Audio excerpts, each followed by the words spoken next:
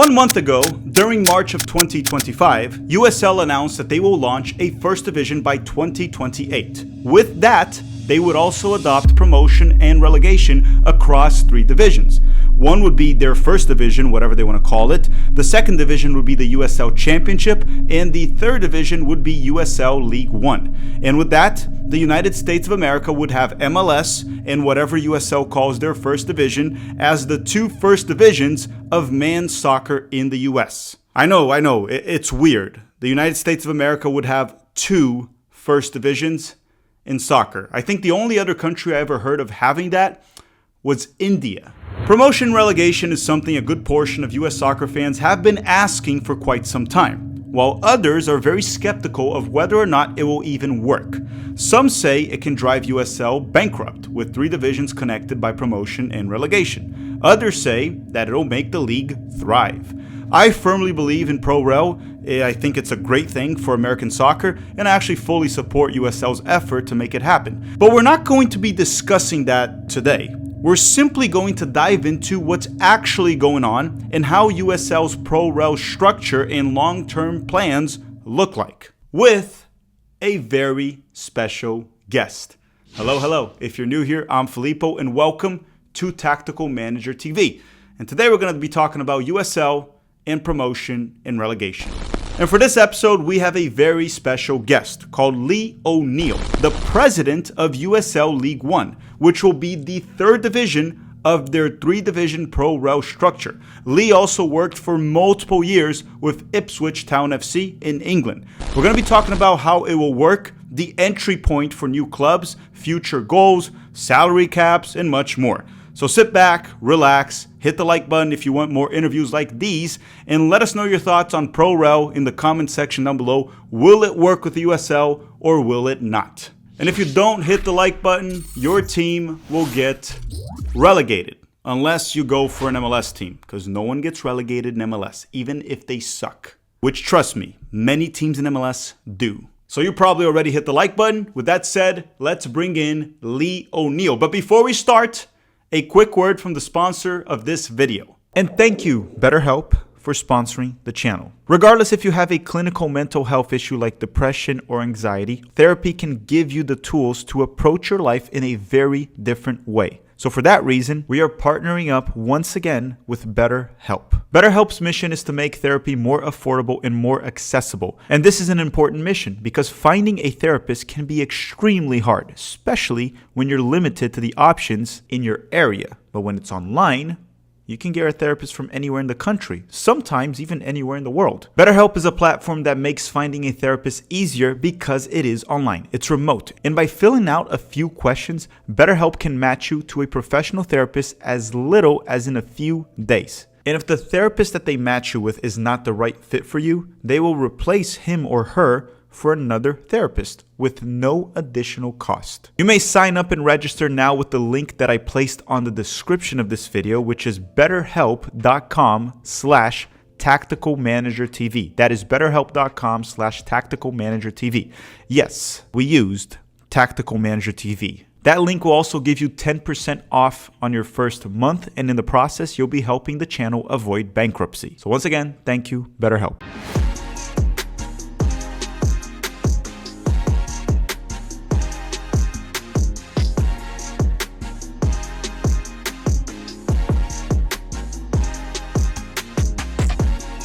All right, everyone. Today we have a very special guest to talk about a very special topic actually in U.S. soccer right now. Lee O'Neill, the president of USL League One. Lee, how are we doing today? I'm very good, thank you. Thank you very much for having me. And look, really excited to talk to you today about some big items we've got going on at the league office here. Well, and I see the view behind you right there. Beautiful view, by the way. Florida view. Very lucky to wake up in the sunshine and drive and living in Tampa, Florida at the moment and get the views outside where the sun is shining. Temperature's definitely gone up. So beautiful part of the world. Okay. So Lee, during the introduction, I would have already have talking about your resume that you worked in with Ipswich and where you work currently with USL. What I want to go through is this. As it stands right now, this is the U.S. Soccer Pyramid, USL Championship, USL League One, as you guys can see, second, third division. Then you even have USL League Two there in the fourth tier, and MLS is on the top one. But there's no way up, no way down, right? It's just kind of like is what it is. Now, USL lately, they announced, I think 3 weeks ago, they announced that they plan on implementing promotion relegation by 2027 or 2028. And they're also going to go for that Division One sanction with U.S. Soccer. What I wanted you to talk about, just to open, is can you update on what's going on? Because your league will be involved. You're the president of League Two, which will be the third division, which will be essentially the entry point, I'm assuming, for it. Can you explain to us what's going on there? Like pretty much, like as if I don't know anything. If you don't know anything, yeah. So, like you said, we're the entry point really for professional soccer. We have a USL League Two system, which works in the amateur and college kind of space. That we have a number of teams. We actually have over 100 teams in that space. And then we jump into what is the full-time professional program from my perspective. And we currently have 14 teams. What happens every year, we play in the same cycle as the championship. We play our games, and then we have our closed system at the moment. So whereby teams play each other throughout a registered schedule. And then we have the team that wins the league. And then obviously we have the playoffs. So that's currently what goes on in the US at this moment in time with our league and the championship. What happens around the rest of the world is as you get towards the end of the season, they have this jeopardy point where teams are obviously in the top half and the bottom half of the table where they can either move up or down, depending on their performance on winning games, etc. So for us, really excitingly, we don't have relegation from League One, but what we do have is promotion to the championship. And that links in very well with our announcement for Division One, which we hope to be able to implement very soon. And that gives us the three-tiered system. So we would have a top league at Division One, Division Two, and Division Three, where teams would move from one league up to the second to the top, and so on, down from 1 to 2 and 2 to 3.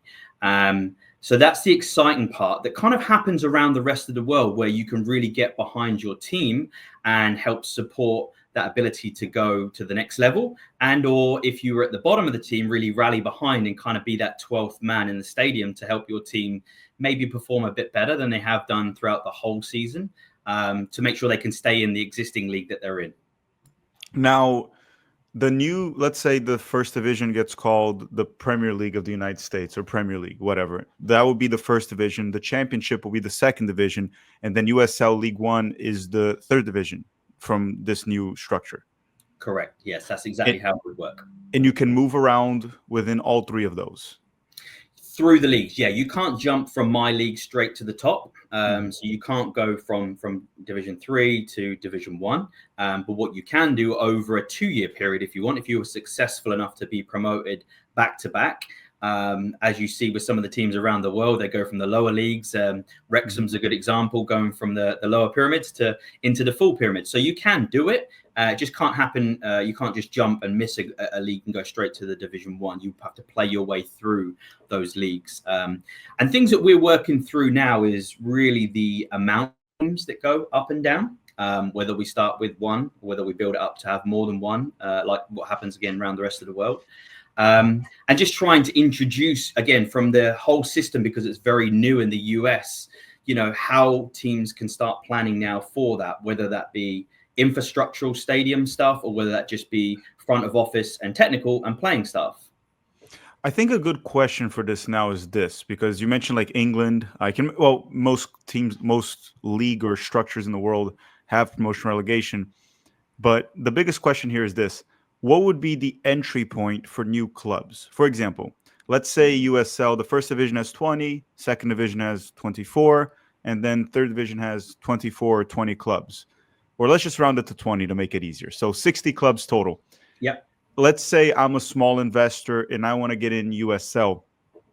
Do I have to enter via buying a spot in the third division? Will there be maybe regional tournaments where you can qualify to the third division? How will that work? Or is it just going to be always the same 60 clubs unless someone sells or moves a franchise? What's the plan for that? So it kind of links directly with our expansion strategy. And I talk about this quite a bit in other interviews, is that the country is just so big, and, there is just not access to professional soccer in some of the states and the regions that, we would certainly want to be in. So, you rightly point out, we are the entry point into that professional status. And we have like an idea of how we would like that to work. And for us, really, at the moment, we're on a national schedule in League One. So we play everything from Spokane on the west side of the country to, Naples and Portland. So we're literally on both sides of the country.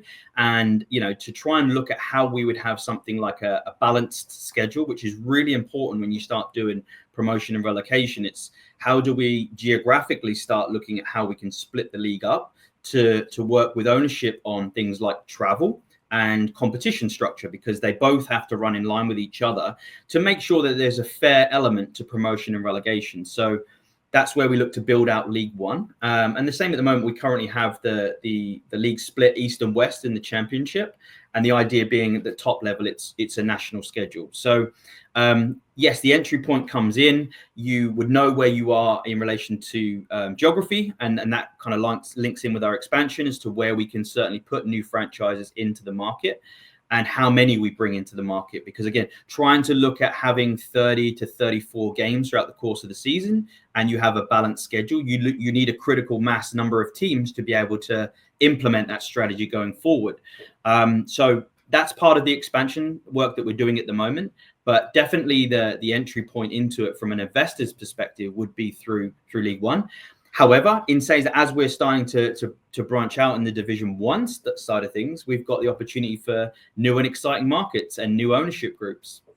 So the way because you are right about the US's geography, which is far bigger than any European country there, and more complex, time zone, weather, all of that, right? Travel, Yes. more cost. But the way I try to see it usually is I compare it a little bit to Brazil, because Brazil's geography is also a little bit complex, right? They do have to travel a lot within Brazil. Different weather too. If you go to the northeast all the way to the south, it's like a 6-hour flight also, and the weather is completely different. And teams are always doing that. So the structure there works with like 4 divisions. Obviously, there are more clubs there, just like in Europe, there are more clubs in the country per capita. But what they do is the entry point to the 4th division, which would be technically your 3rd, the last one. They do like small state tournaments, which is what qualifies these clubs to this one. As USL grows, would this ever be something to consider? Because let's say you guys have USL League 2. If it keeps growing and it keeps growing, you might add a 4th tier, right? Like, hey, maybe now we can get to it. Could it reach a point where the access to that last tier, whether it's the 3rd division or 4th division, is via merit-based, where someone will have a small community club? If you win the state, you lock in a spot in that division. So it's very dynamic every year, right? I don't know if that made too much sense of what I said, because I don't know how familiar you are. I think England is... Yeah, they have the north and the south, and we have the lower pyramid. So it's very similar. I get the Brazilian framework, the way it's set up. And look, that's not something that's off the table. It's just not at this moment in time something we're specifically looking at. We do recruit. We have a lot of really good, successful USL League 2 teams and franchises that have moved from 2 to 1. And we've actually got, for the 26 campaign, Fort Wayne, Corpus Christi, that are in the League 2 space at the moment and moving into League 1. So we do look at that, and we look at how they operate. We look at geography, where they are, and particularly the ambition of the ownership group. Do they want to go to the next level?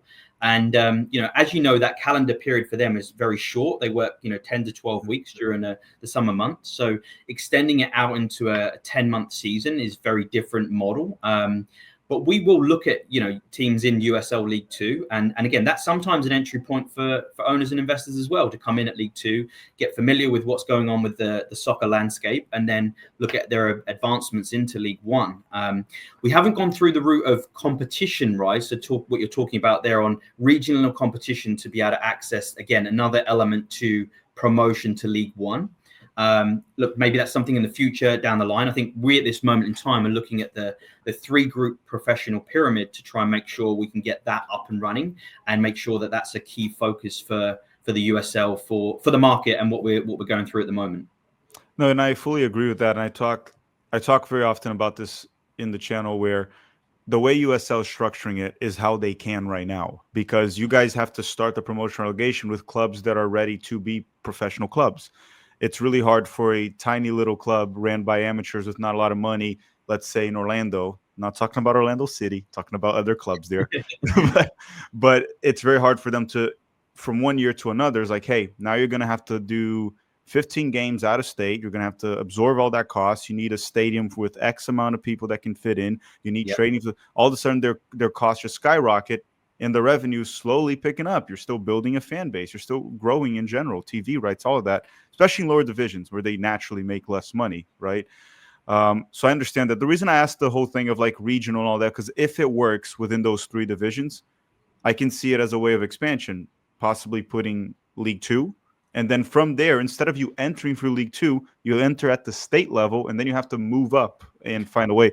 Obviously, we could be like 20, 30 years away from that. But I think long term, if it works, which I hope it does, there's some potential there. Of like, you talked about it yourself. There's a lot of untapped potential in the U.S. because we don't reach every state for soccer. Yeah. No. And as you played the game, you understand it. Like for some people, having to travel 2, 3, 4 hours to train or play games is really crazy in some aspects, because again, it's something that I'm not used to, because an hour and a half probably is the maximum you can kind of look at it. So for us to bring more opportunities, whether that be at League Two or League One or Championship, that we just have to be in so many more markets. And I think for this game to grow in the US, it needs to be more accessible for the player, the fan, and the businesses, because there is a business element to all of that can make it work. People want to go out and support, and people want to be part of something they're proud of in their local communities. And so for us, that unique selling point of ours is that we're bringing soccer in our Royal to bring into more local markets and more accessible, both for the fan and the players. So I'm not going to put you on a spot here to talk about MLS, but I'm going to mention one thing. MLS has been very often criticized about like the salary cap, roster restrictions, and how it complicates things for fans to understand. And it does hold back the league in terms of like some quality that we could see on the field. Because I always say this, MLS has parity by default because they have the salary cap, but they also have the most unbalanced rosters in the world, where you see Messi playing a college defender, right? Yeah. Something crazy like that. During this moment where you're going to have promotion relegation USL, will there be any roster restrictions different from what we see maybe in European leagues? Because I know they also have the financial fair play. They do have like limitations to foreigners that you can have in a roster. That's all normal. But will there be a salary cap, for example, something that USL will implement towards that? So they're the kind of things that we have to work through with ownership, our sporting committee, and our general stakeholders.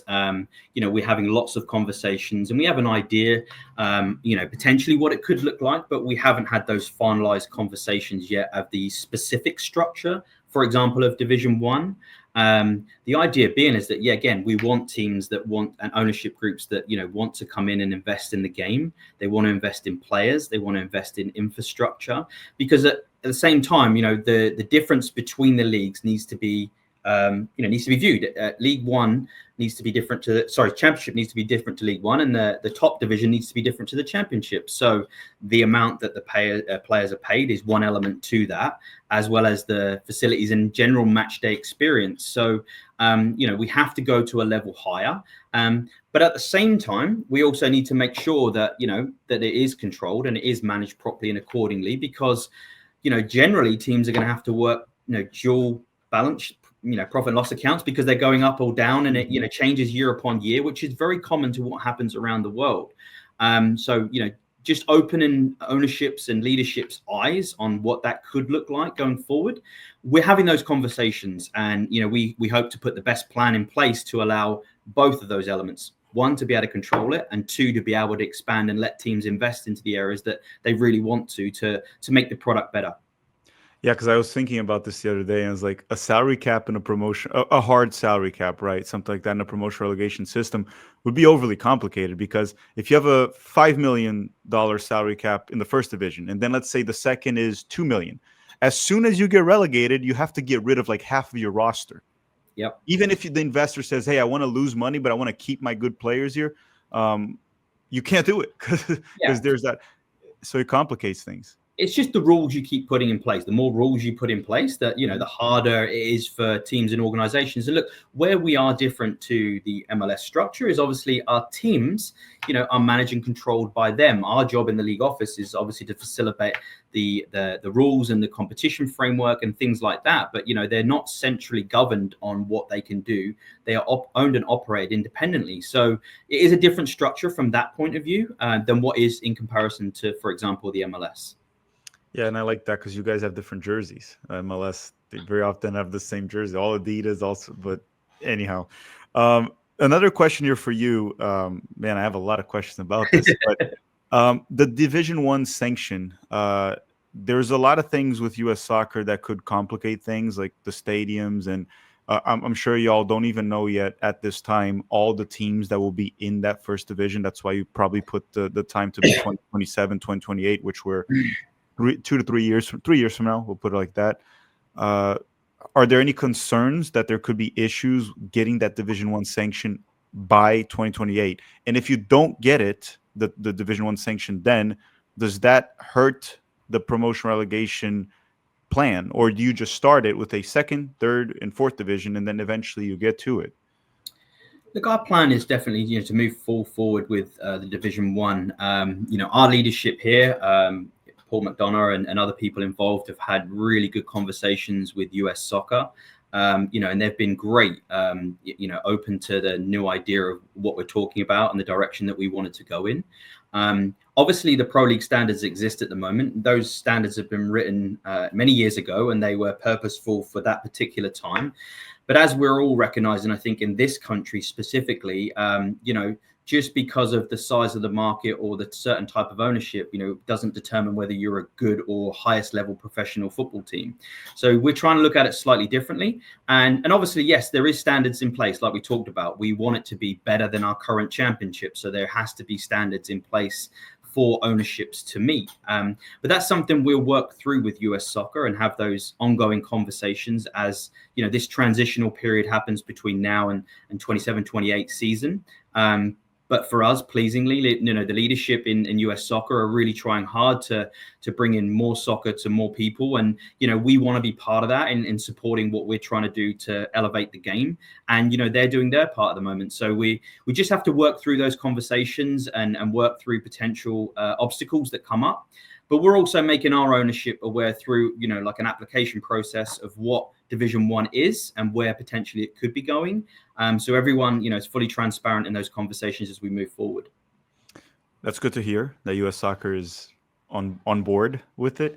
Now, if you guys do get the Division I sanction, because this is very often a question that viewers ask, and I'd like to hear from you, it is just a status, right? Like it doesn't immediately change a league and everything. You can get a D1 status and be amazing. It can be bad. But one thing I was going to ask you, would this mean that, for example, the USL Premier, the first division champion, they would get a spot maybe in the CONCACAF Champions Cup now? And that would be split with MLS, right? MLS would have to lose a spot or two, and it would just be divided between those two entities. Which, what's interesting about that, it means that a club in the third division of USL, an investor can just pour in money because he can reach that, right, by moving up the ranks. It would take 2 to 3 years, as you said, but he can literally do that by improving his club rather than having to pay $500 million to enter a league, getting a multi-billion. You can even be a smaller investor and enter USL, much smaller from that standpoint. Would that actually happen? So you guys would have your own CONCACAF Champions Cup spot? Yeah, look, I think the way it works at the moment is obviously it's weighted based on the division that you're in and how, directly related to things like attendance and stuff like that. So for us, look, we have to go through it. And, again, that's part of the stakeholder conversations that we need to have as to what is on the table and what isn't on the table going forward. But yeah, look, the potential is there for us to be able to, if we successfully launch that Division I and we have, 14 teams that are selling out stadiums and we have really good products on the pitch, then the natural ability for them to be able to go and compete at another higher level in a competition is what should be on the table. But those conversations need to happen. And like I said, from our point of view, there's still a lot of work to be done as to look at what those specific standards are. And, again, that will work in conjunction with CONCACAF and US Soccer, et cetera, as we go forward. Okay, so we're going to go quick here so I don't take much more of your time. One quick thing, it'll be interesting to see a country like the United States. I think India had that too, a country with 2 first divisions. That would be interesting to see how that plays out. I'm not a big fan of that specifically, but I do like what USL is doing of taking the initiative of doing promotion relegation, something that usually comes from the governing body. US Soccer would be the case, right? That's how it works in most countries, but I appreciate the fact that USL is doing that. Essentially, the last question here is youth development with USL, because obviously as more money pours in, you'll be able to have more academies, start developing players. That brings up the quality of the league. That brings up also more revenue as you sell players to Europe, solidarity payments, many things. I mean, USL has been selling a few guys to Europe. They understand that entirely. Is any of this going to change within the next few years? Is USL, like the first division, are they going to put a strict rule where maybe every single first division team needs to have free academies, right, to try to expand the reach into the community? Second division, what's the plan with that? Is there a plan right now? Yeah, it's something we're exploring. And I think that works in conjunction with maybe some of the direction, that we'd heard from US Soccer, from Matt Crocker and the team there, that they have a real strong desire to, improve the youth facilities and the academy stuff and space for, homegrown talent to be able to, work on their pathway through to the national team. I think I probably see it slightly biasly as well from my experiences in England through the EFL. And you look at the amount of players that have come through the youth system that played in the EFL and then go on to play in a higher league, whether that's Premier League or back in Europe. And then they go on to represent the national team. And you look at their journey through that process is, they started in some of the lower leagues and started in League Two, League One, Championship. And they kind of build this CV of games and experiences that allows them to move on to a higher level and adapt to the national team. And I think it all goes back to the national team. And for us, we see a part to play in there for the homegrown American player to be able to get those professional experiences, whether that be at League One, Championship, or the Division One status, that enables them to go on to the next level and represent their country, which is a really exciting time if you're an American living in America, and us providing more opportunities for, players to go and play and be exposed and be scouted and, playing games that matter and higher consequence that, as any player would be going through that journey, allows them to grow probably quicker because they're just being exposed to a lot more. And the games program becomes really important when you look at youth development. Yeah, I think also access. You mentioned someone having to drive their kid. I think you said that. Yeah, you did. Drive their kid 1 hour to practice, 2 hours to practice, 3 hours to a game. The moment you have more local academies, and I can speak on behalf of Orlando, for example, the only big time academy there is Orlando City. And it's a city that's kind of like spread out and things can be far. So if you live in a part of Orlando, you could be an hour and a half away from the Orlando City facilities. It doesn't matter how talented your kid is. Sometimes as a parent, you can't drive that much. Now, if you have another local team, maybe that academy will be closer. There'll be more options. You want to give people more options and expand the reach of soccer in this country and competition, because the moment USL starts to enter some other MLS markets and starts to do a good job, MLS has to figure out a way to improve or die, like one or another. And it goes both ways, right? Same thing with USL. So I think that's mainly everything I wanted to touch upon. I hope everyone that watched this understands a bit more what the plans are. And obviously, I know it's going to change a lot the next 3 years because there's a lot of moving pieces. Is there anything else you want to add before we go? I think, look, just one last thing from me. I think it's so important that if you love the game, if you're involved in the game, whether it's a volunteer, a coach, or a fan in general, like wherever your local team is, get behind them, get out and support them, be part of what they're doing. Because, look, together, everyone plays their part in growing what could be really, really exciting time over the next 10, 15 years for soccer in this country. Again, a message to the players. Look what's in front of you there, because there's going to be opportunities coming locally, and, make sure you put yourself in that situation so you can be seen. And, for us in particular, again, we're not talking about going out and buying players all over the world. What we're talking about is opportunities for our teams to either scout, look at the college system, look at the youth system, look at what's going on in around their area, to get into the professional game, to be exposed, and then you can move on your career wherever that may take you. So I just think it's a really exciting time for the country with the major competitions coming down. The spotlight's going to be on us, but everyone has their part to play. And I think it's important to get behind your team locally, support them, and be really part of something special that's going to happen over the next few years. Yeah, it sounds like a more community-driven approach rather than buy the superstar player and hope everyone starts to watch the league because of that. But everyone, you guys can go online, Google USL Championship, League One, League Two, find if there's a local club. If there isn't, keep an eye out. You might get one very soon, because I know you guys open one like in Pensacola in Florida, Jacksonville. You're getting clubs all over the place. And soccer's growing in this country. MLS is not the only professional league. There's USL. If you guys follow MLS, that's fine too. But try to follow your local club. There's exciting stuff coming through. Thank you very much for watching, everyone. Thank you very much, Lee, for coming along and explaining all that. And we hope to have you back soon with more updates and more news on this, because I know you guys are still working on it, but I know we're going to have a lot of stuff to talk about maybe next year, especially the World Cup coming up in the United States. Thank you very much for watching, everyone. Have a great day. Bye-bye. Appreciate it. Thank you.